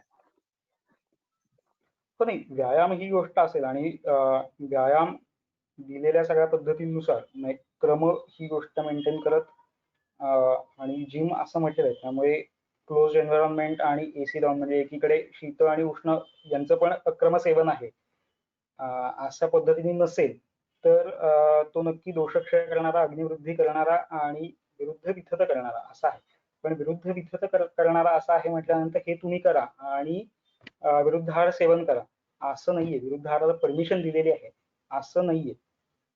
कारण काय, यांनी दोष जरी अगदी साचत गेले म्हणजे कधीतरी ते ओव्हरफ्लो होणं ही गोष्ट होणार आहे. जोपर्यंत हा त्याला विरोध असणारा काहीतरी प्रतिद्वंद्व अस्तित्वात आहे तोपर्यंत तो अकार्य करत अशा स्वरूपाचा राहील. पण ज्या दिवशी ही गोष्ट काढली जाईल म्हणजे व्यायामाने होणारा बदल ही गोष्ट कमी होईल, त्यावेळेला हे सेवन केलेलं जे काय आहे आणि त्याचं सातत राहिलेलं शरीरामध्ये जो काही परिणाम दिसणार आहे तो कदाचित एकदम दिसणं ही गोष्ट होऊ शकेल. त्यामुळे वितथ आहे याचा अर्थ तुम्ही व्यायाम करा आणि भरपूर विरुद्ध खा याला परवानगी दिलेली आहे असं नाहीये. बरोबर सर. यवक आणि सत्तू यामध्ये काही फरक आहे का किंवा एकच आहे? यवक जे आहे ते क्षुद्रधान्य आहे आणि सत्तू म्हणजे सातू. म्हणजे हा पण एक कृतान्न अशा स्वरूपाचा पदार्थ आहे ज्याच्यामध्ये भ्रुष्ट करून नंतर त्याचं पीठ काढलं जातं. ही गोष्ट जी आहे ही सत्तू त्याच्यामध्ये येते. भावप्रकाशाच्या कृतान्न वर्गामध्ये सत्तूची जी डेफिनेशन आहे ती मिळू शकेल.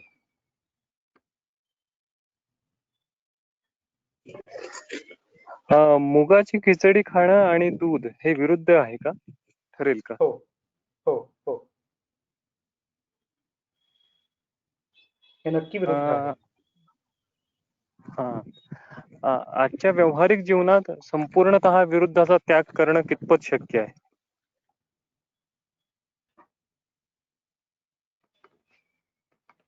काही गोष्टी टाळता येणार नाही ही गोष्ट आहे, पण जेवढ्या गोष्टी टाळता येणं शक्य आहे तेवढ्या गोष्टी निश्चित टाळाव्यात. आणि ज्या टाळता येणं शक्य नाहीये त्याच्यासाठी म्हणून वितथ होणाऱ्या ज्या काही गोष्टी आहेत म्हणजे स्नेहोपसेवा आहे, व्यायाम आहे, याच्यासारख्या ज्या गोष्टी आहेत या नक्की कराव्यात असं आहे. आणि हा अजून एक टीकाकारांनी म्हणजे बोलायचं राहून गेलं की ज्या पद्धतीचं विरुद्ध सेवन करताय तर तत्प्रत्येनिक औषध सेवन करणं असं एका टीकाकारांनी घेतलेला अर्थ आहे. म्हणजे तुम्ही जे काही सेवन करताय विरुद्ध ते पित्त कफ कर अशा स्वरूपाचं असेल तर दुरालाभा, मधू वगैरे अशा सारखे जे पित्त श्लेष्म हर अशा स्वरूपाची औषधं आहेत त्यांचं सेवन करणं तद्विरोधी सेवन असं काही टीकाकारांनी केलेलं आहे अर्थ त्याचा. जेवणानंतर फलाहार सेवन करणं हे विरुद्ध ठरेल काय, किंवा जेवणाच्या आधी किंवा जेवणाच्या नंतर जलपान सेवन करणं हे विरुद्ध आहे काय? अर्थात हे तर आहेच, या संदर्भात रेफरन्सेस तर आहेतच. जेवणाच्या नंतर फलाहार हा नक्की विरुद्ध आहे. जेवणाची सुरुवात जी काय आहे ती एखाद्या फळाने करणं ही गोष्ट चालू शकणार अशा स्वरूपाची आहे. कारण प्रायी तत्वाने फळं जी आहेत ती मधुर आम्ल अशा स्वरूपाची आहेत आणि ती भोजनाच्या क्रमामध्ये सुरुवातीला सेवन करण्याचा निर्देश आहे. त्यामुळे सुरुवातीला चालू शकणार असं आहे. आणि पाण्यासंदर्भात? पाण्यासंदर्भात मध्ये मध्ये सेवन करणं ही गोष्ट आहे. जर का कार्श होणं ही गोष्ट अपेक्षित असेल, कृशत्व येणं याच्यासाठी म्हणून सुरुवातीला सेवन करणं आणि स्थौल्यासाठी किंवा देहबृहणासाठी म्हणून नंतर सेवन करणं अशा स्वरूपाचा निर्देश आहे.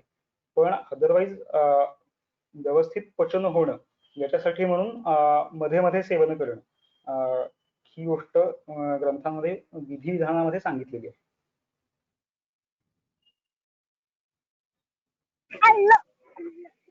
चालेल. धन्यवाद सर. सरांनी जवळपास 1.5 तासभर आपल्यासाठी विरुद्ध आहार या संकल्पनेवर उद्बोधन केलेलं आहे. या संदर्भात अजूनही शंका असू शकतात.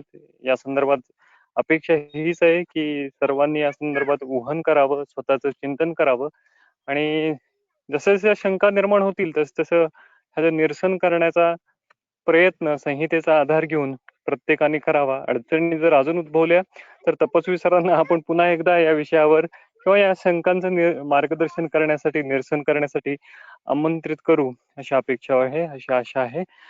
धन्यवाद सर. तुमचेही धन्यवाद. सर्व वैद्य वर्ग जो या ठिकाणी 1.5 तास उपस्थित आहे त्यांचं सुद्धा. थँक्यू. आभार.